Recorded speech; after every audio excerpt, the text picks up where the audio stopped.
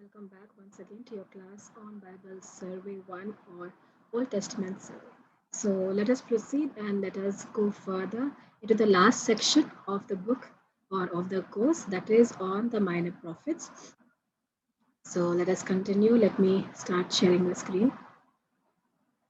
Okay, as you can see, uh, we are entering into the last or the 18th chapter. So this chapter I have divided into three parts. This chapter I've divided into three parts. So we'll be serving the books, the 12 books of the minor prophets in three parts. Okay, so for this class, we are going to deal with the books of Amos, Hosea, Micah, and Jonah. So let us begin. Let us start with the first section or the first chapter or the first part of the minor prophets. So let us first introduce about the minor prophets. Okay, so minor, as we have already seen the distinction between the minor and the major prophets, when we had already started with the prophetical books, nonetheless, we'll look little further into it and we'll talk about the minor prophets first, and then we will look into the various books in a survey manner. Okay, so the prophetical books are divided into two sections as we have already seen, the major and the minor prophets. The term major and minor, as we have already told, is based on the length of the books and not on the importance or the significance of the book. So you have to be very careful in understanding that we call the four books or the three books, that is Isaiah, Jeremiah, Ezekiel, and also we include sometimes Daniel. These books are called the major prophets because of the length of the book, and the rest of the 12 books are called the minor prophets because they are shorter in length. So there is no difference between the importance of the call of the prophets or the ministry of the prophets or the place of where the prophets ministered or the message where they ministered, because in the sight of God all the calls are equal and equally important. Okay, so even the smallest ministerial thing that you do for God is equally important for God, and that is why there is no comparison in the kingdom of God on the basis of ministry. Okay, so the major prophets are called major prophets because the books are lengthier, they are longer, and the minor prophets are called minor prophets because their books are shorter in length. So the minor prophets are therefore shorter books from Joel to Malachi, and and they were all actually a part of one scroll in the Hebrew scriptures or the Hebrew scripture, or as we can say the Hebrew holy script or the sacred scriptures, the books that we had. So the minor prophets were 12 books and they were part of one scroll, and it was called the Book of the 12, and they belong to the Nebim section. Okay, they covered a period of several centuries from 750 BC to 300 BC during the reigns of Assyria, Babylon, and Persian empires. So some of the prophets ministered during the pre-exilic period, some ministered during the exilic period, and some also ministered during the post-exilic period. So their ministry is scattered all over through many centuries. Okay, from 750 to 300 BC. So there were minor prophets before the exile, there were minor prophets during the exile, and there were also minor prophets after the exile. So the section of the minor prophets is basically not arranged chronologically. There is no arrangement of chronological arrangement of the books in our Bible. But if you go to see according to their ministry and the time of ministry, some of the books seem to be arranged in or placed in a proper place. Otherwise, the rest of the books are not placed chronologically. So some books like Amos and Hosea, they are pre-exilic prophets, and they are put right in the beginning of the minor prophetic section. So they are in the right positions. Then we have other books like Haggai, Zechariah, and Malachi. They are situated towards the end of the minor prophets, and they also seem to be in the right place. The rest of the books are placed without any chronology. Okay, so the books of the minor prophets can be basically divided into four sections, and these sections are based on the periods of their ministry in the history of Israel. So it's not about how important a prophet was, or it was not about how the place or any or alphabetical order, but it is according to the era or the time period that they were ministering in. Okay, so accordingly, we can divide them into four sections. So there are 8th century prophets, 7th century prophets, prophets of the exile, and post-exilic prophets. So the 8th century prophets were Amos, Hosea, Micah, and Jonah. Then the 7th century prophets were Nahum, Habakkuk, and Zephaniah. And then the prophets of exile were Obadiah. And then we have the post exilic prophets, that is Haggai, Zechariah, Joel, and Malachi. So we are going to study the prophets in the same order that we have them right here before us. Okay. So let's begin with the 8th century. So let's look at the background, historical background of the 8th century first, and then we will jump into the first four prophets that we are going to talk about. Okay, so let's look at the historical background or the political background of 8th century. So externally, if we can say, at the beginning of the 8th century, Israel had become invincible in their power. Actually, they had become the kings of that time. The Israel kingdom had become a kingdom that was invincible, which means which cannot be defeated. You cannot war against them. So they had become so powerful and they were so invincible when looked from outside. And there was a lot of peace and prosperity both in Israel and in Judah at that time. So 8th century was a time of peace, actually a time of peace and prosperity both for Israel and for Judah.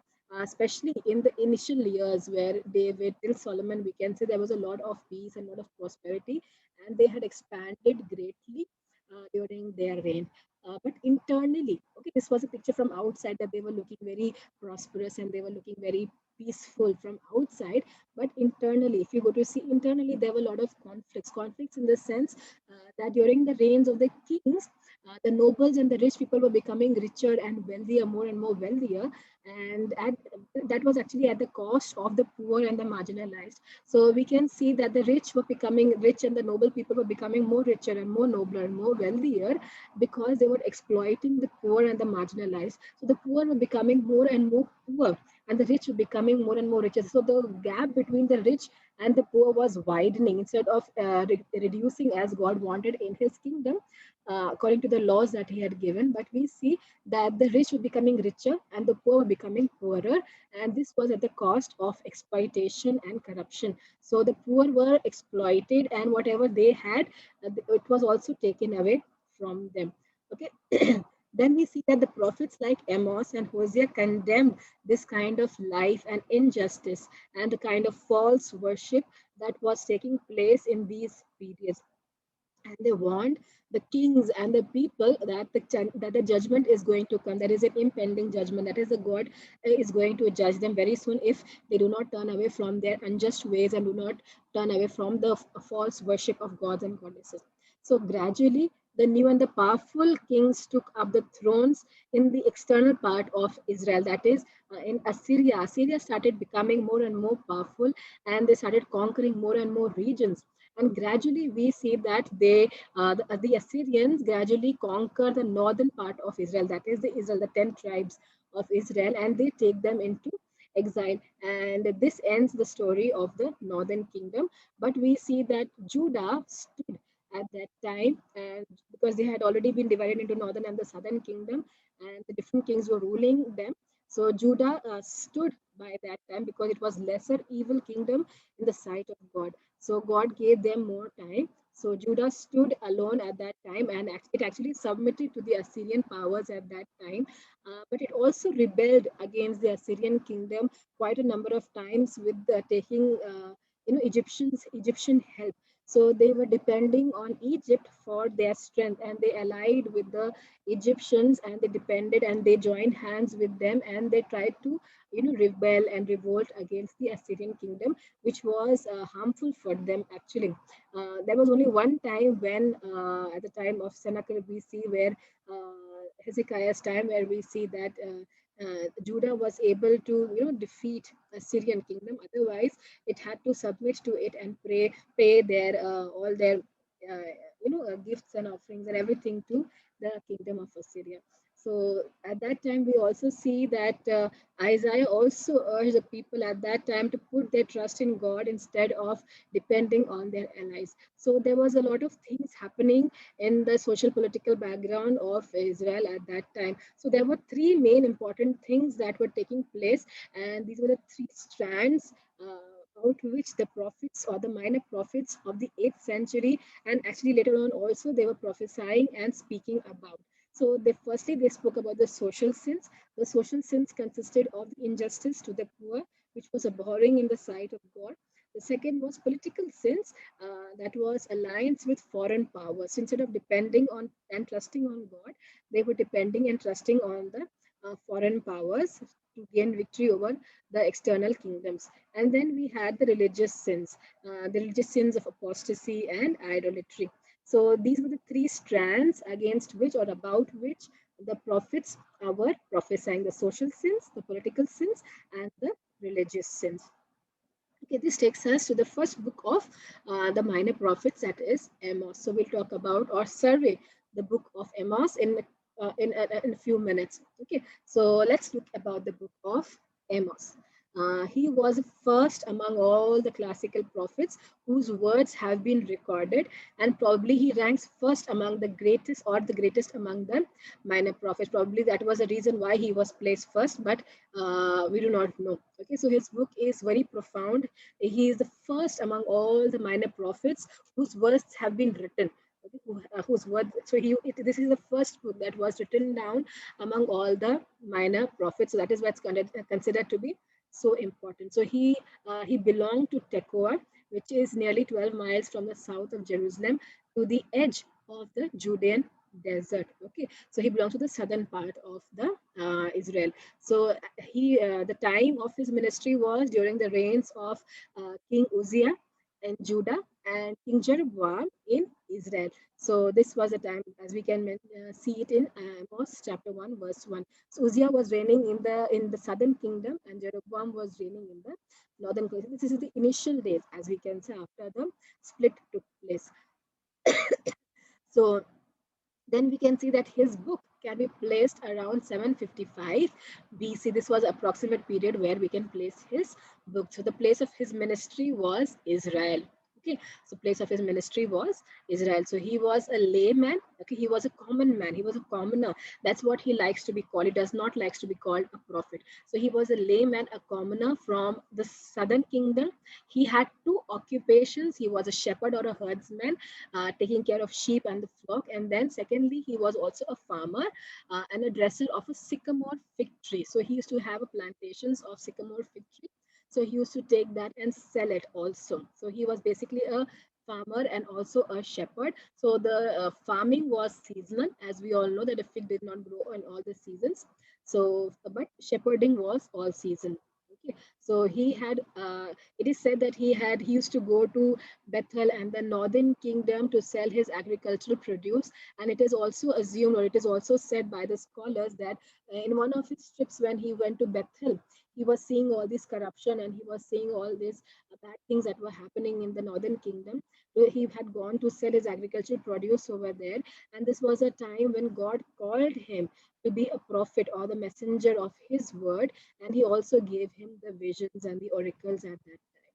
Hence, we can see that God sent him from the southern kingdom to the northern kingdom. So he's a missionary from the southern kingdom to the northern kingdom, and God sent him to condemn the social and the religious corruption and to warn the people of the impending judgment from God.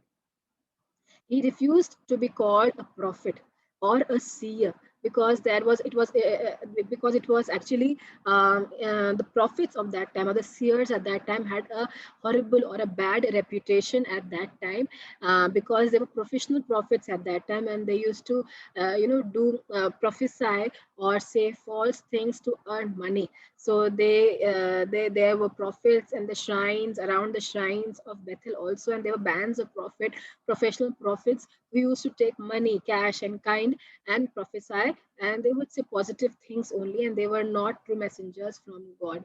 So they were known as prophets in those days. That is why Amos did not like to be called a prophet. So he said, I am a layman called by God. That's what he says.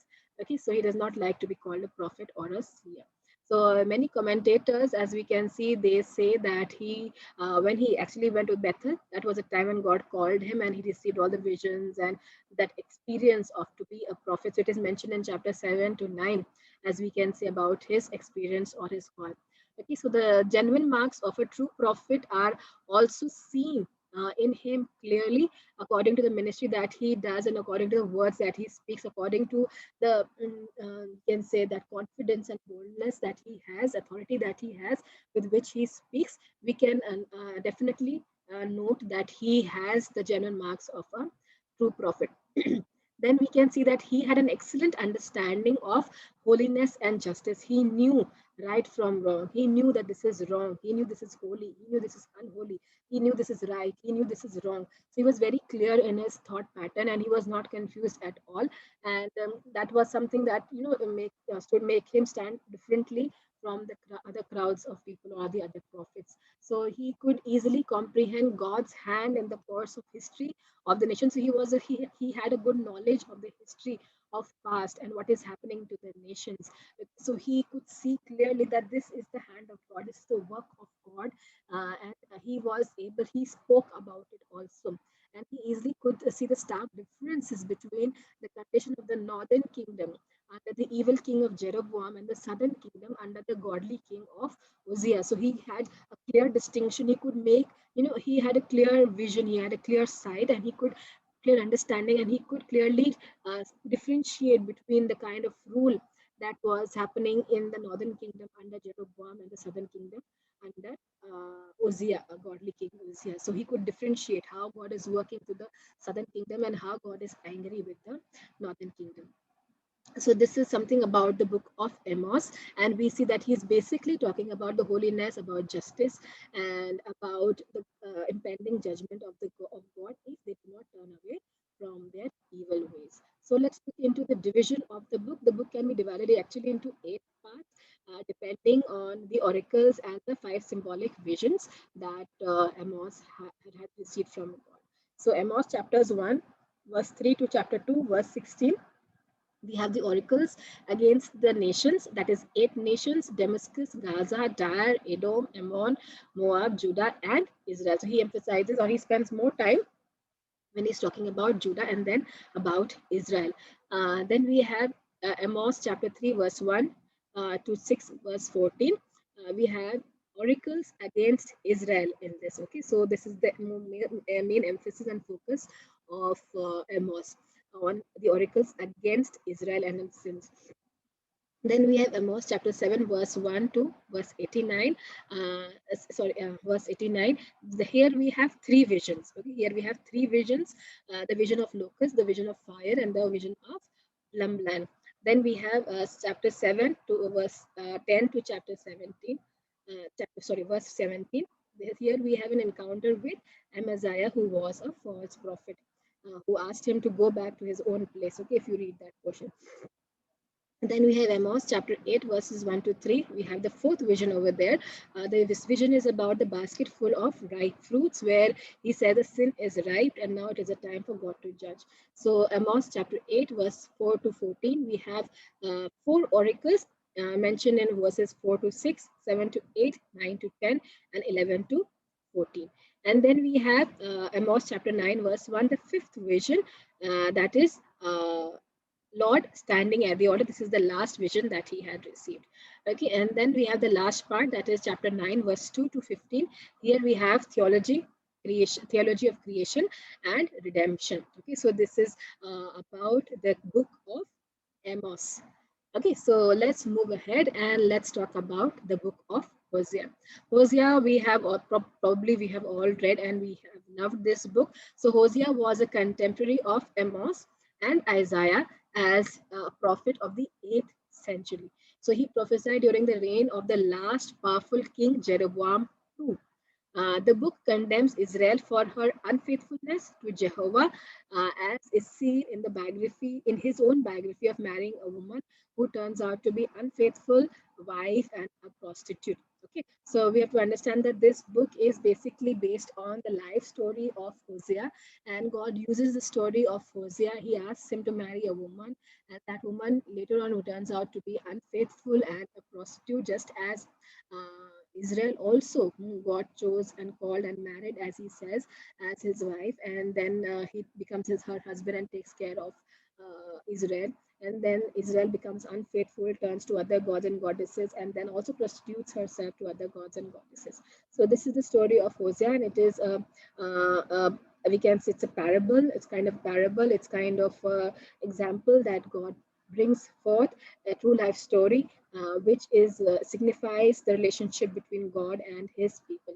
So scholars basically interpret this story in two ways. It is considered to be a true account of the prophet's life. Okay, firstly, many scholars assume that or consider it to be a true account of prophet's life, which he can relate with the unfaithfulness of Israel towards God, and then God condemns them.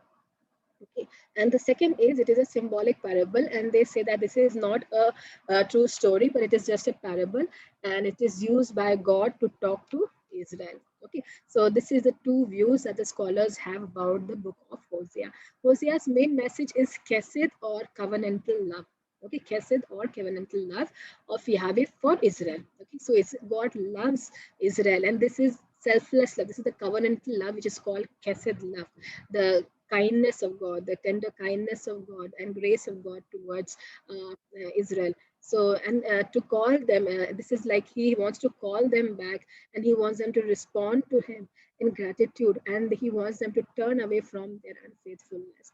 And then we see that his emphasis is therefore based on the special preferential love and the divine grace of God for his people. So he wants to tell the people that they are important for God and he loves them a lot, and his divine grace is upon them, and his special care is upon them, and he wants them to turn back towards his grace.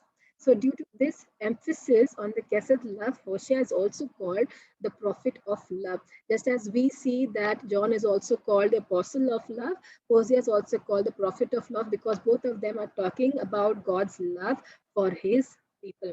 It is difficult to date this writing. We do not know when this book was written, but Hosea 1:1, it states that he ministered. The period of his ministry was somewhere between Uzziah to King Hezekiah. Okay, so he ministered during that time. So probably his ministry was a quite long ministry. His whole life was ministry actually. So it was probably over half a century, that is 50 years. So we see that he probably penned down his own experience around 750 BC to 725 BC. But there is, but we can see as there is no mention of the captivity of Samaria. So it is somewhere between before the captivity of Samaria. So we have to end it before 722 BC because it is not mentioned in the book. So he is a native of the northern kingdom. He belonged to Israel, and he could have grown up around Samaria because this is a place where he preached.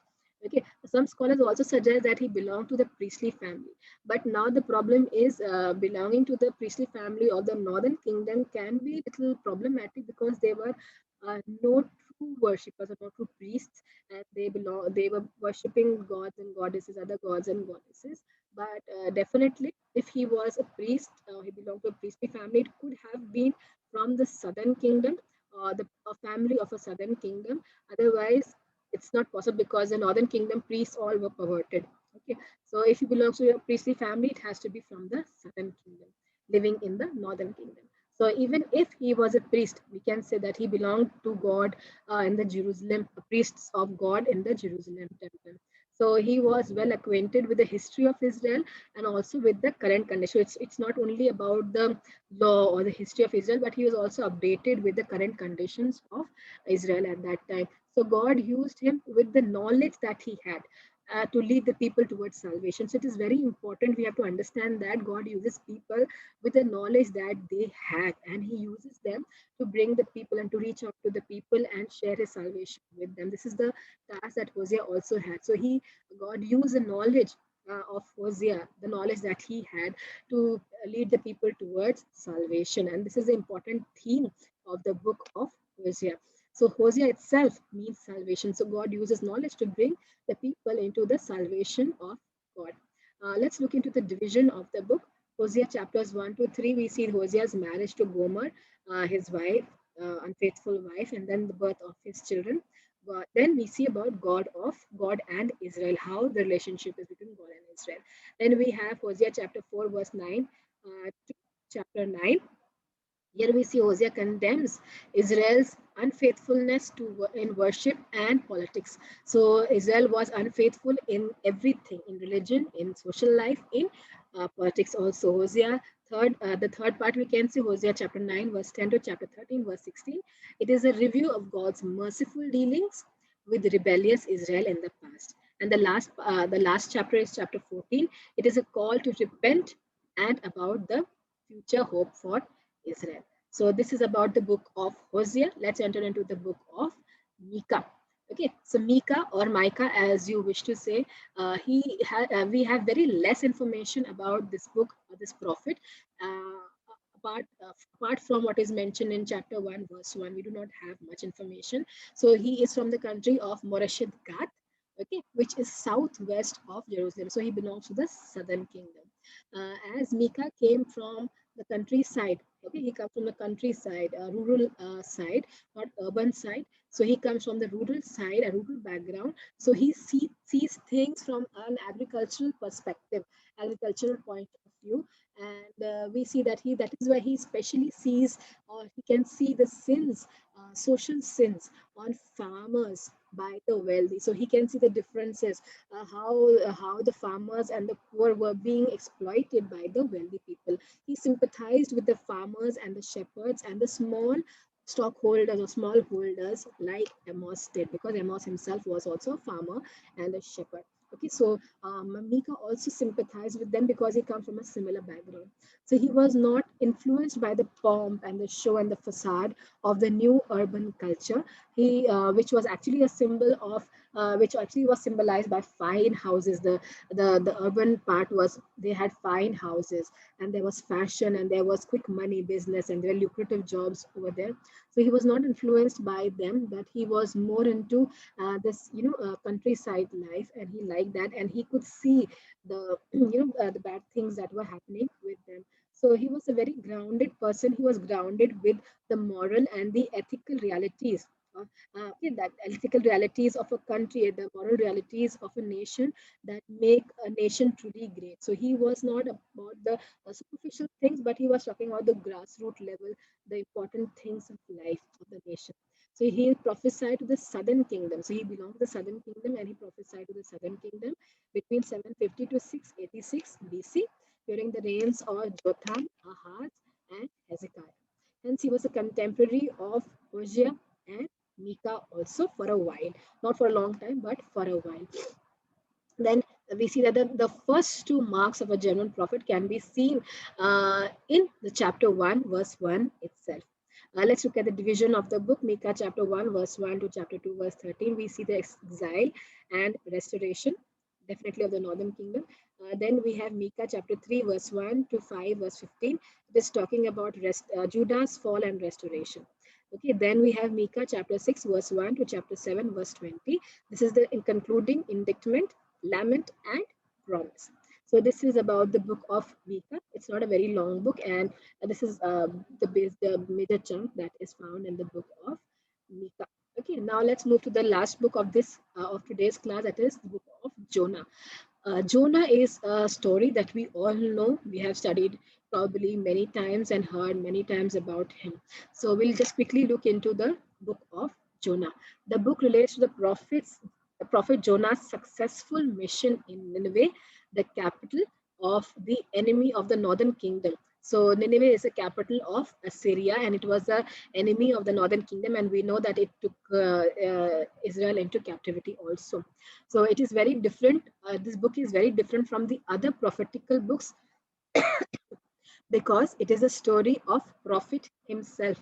Okay, this is the story of prophet himself, but this is told in a third person, and it is not a collection of any kind of prophecies apart from one oracle, which is found in chapter 3 verse 4. That is 40 more days and Nineveh will be overturned. That is the only oracle found in the whole book.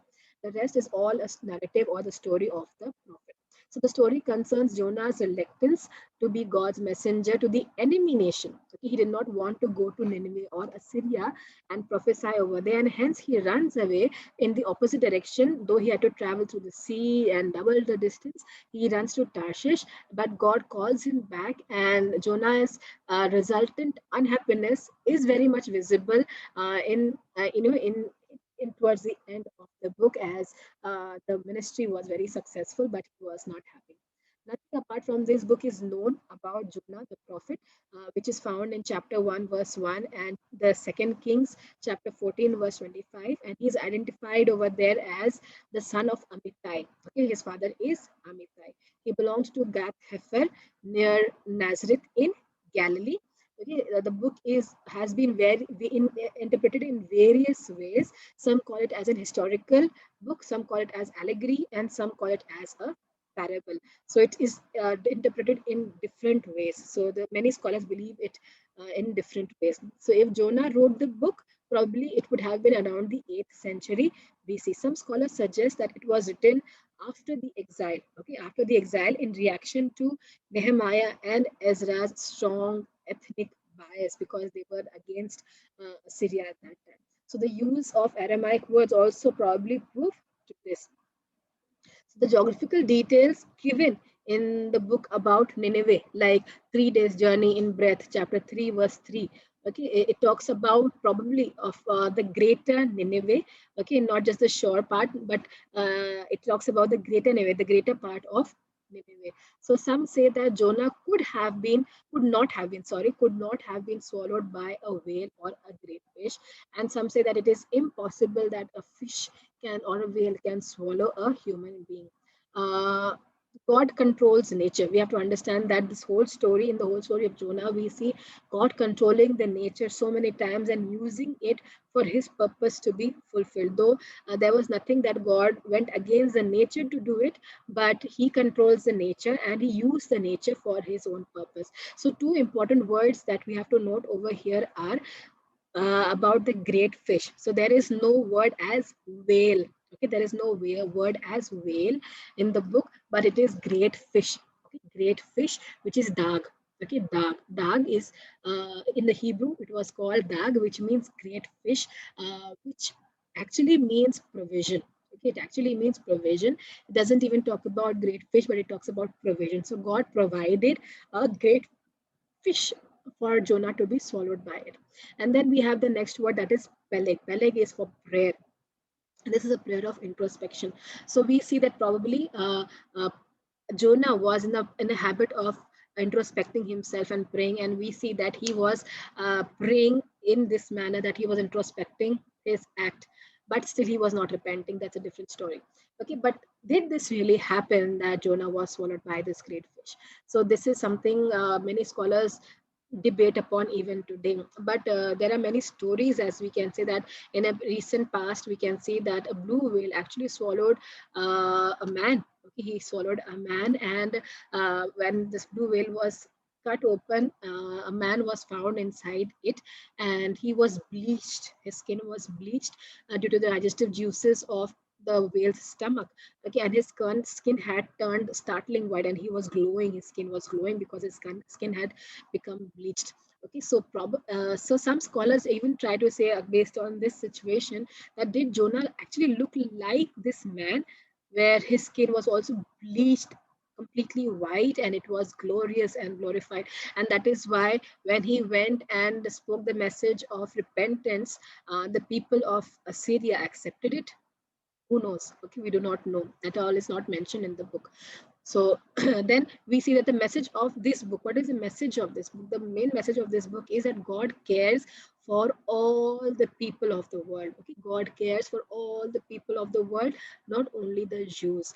So though Jonah was upset, though he thought that how he would go, he felt ashamed, and how he would go back to his people saying that I ministered unto the Assyrians, our enemy, and they repented.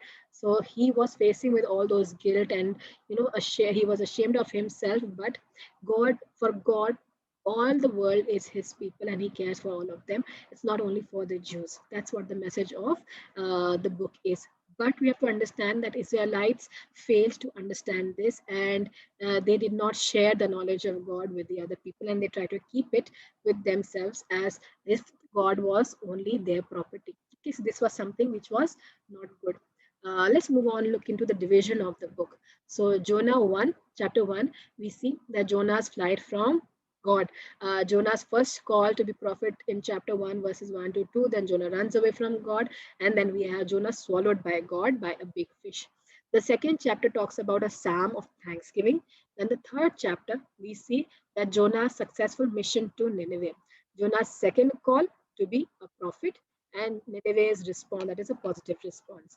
And then the fourth chapter, that is the last chapter, we see that Jonah's disappointment with God's rebuke. So Jonah was disappointed when his ministry was successful and the people repented, but God rebuked him.